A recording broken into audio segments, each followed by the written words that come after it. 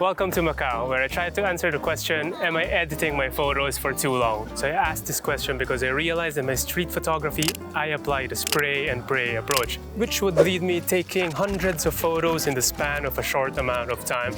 And then I realized I don't really want to edit all of those photos. And then it got me thinking about how I'm always shooting with the intention of editing later on, and made me realize a potential solution to my problem. Why not try straight out of camera photography and just shoot in JPEGs? In photography, there are going to be two main file formats that you'll hear about, RAWs and JPEGs. Most photography guides will tell you to shoot in RAW. I do the same so that I can make jokes like this. Things photographers say that you can say in bed. We like it raw. So later in this video, I'm going to be comparing the results of the photos that I took in Macau that were shot in JPEG to the edited RAWs. And this is really to answer the question if JPEGs are already good enough when you don't want to spend too much time on editing and free up some time so that you can do something more productive. You can go to your camera settings which file format you want to use, RAW, JPEG, or both. And for this video, I shot in both because I'm a sucker for options and want to have the added flexibility of choosing later on if I want to edit the RAWs or just keep the JPEGs. And well, I can't really make this video without having both, can I?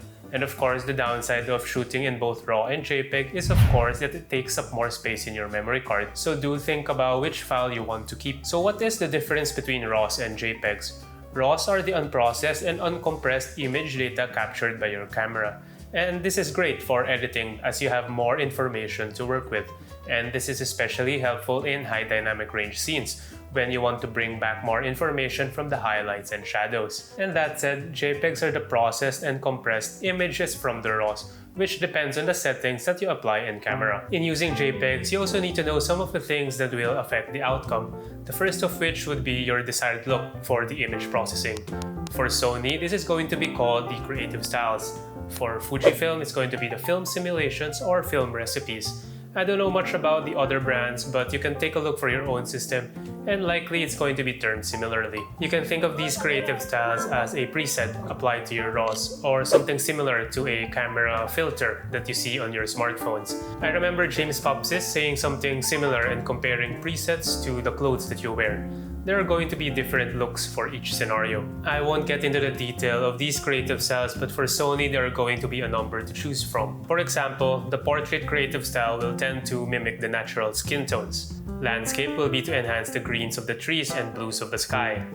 Sunset will be to enhance the golden hour look by boosting colors and tint. In each of these, you can further adjust the contrast, saturation, and detail to your liking. So when I was a beginner and just starting out in photography, I mostly shot in JPEGs because I wasn't too comfortable with editing the RAWs and didn't really know much about the editing process. If you're shooting in JPEG, it is important to nail your exposure because you won't be able to recover your highlights and shadows if you clip them.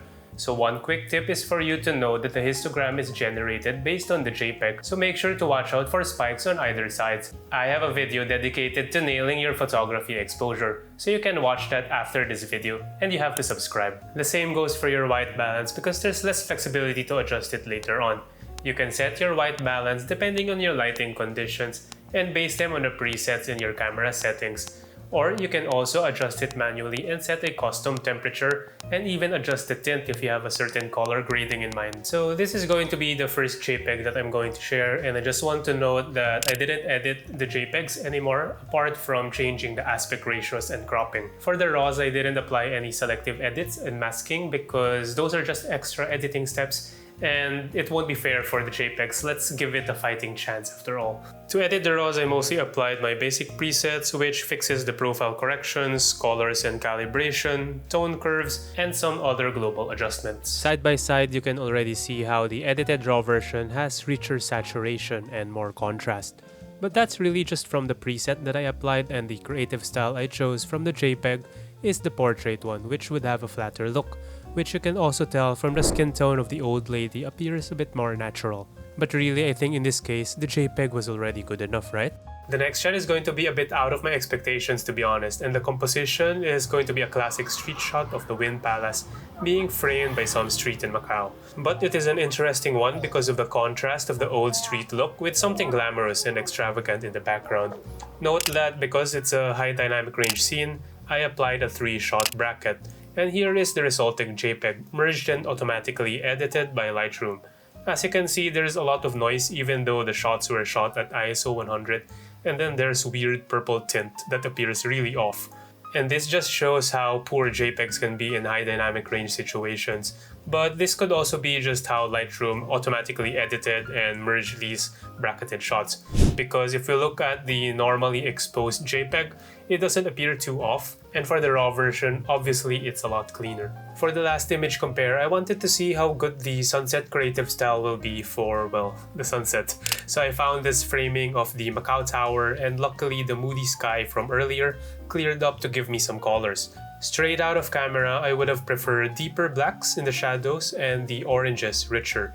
Probably I could bump up the saturation and contrast in the camera settings. But again, this is acceptable already as it's not really a groundbreaking image anyway. Here is the edited RAW, which captured the sunset glow a lot nicer, which was something that I was looking for in the shot. After not shooting in JPEGs for, I don't know, the last 6 years, it still definitely has a place. I can see now why Fujifilm is very popular, especially for street photographers, because of all the film recipes that you can cook up with it. And having the benefit of the results already good straight out of camera without minimal processing and editing after is already a very tempting offer.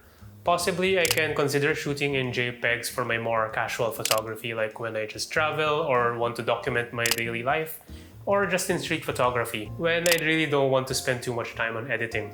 But overall, I'm still going to continue shooting in RAW most of the time, especially because I do enjoy the editing process anyway, and being able to have full control over the final product, as well as I'm going to make selective adjustments and masking anyway after all. To cut down on the editing process, I guess I can just create my own basic presets, so that I already have a quick starting point and then just configure afterwards. Hopefully you enjoyed this video and see you in the next one. Thanks for watching.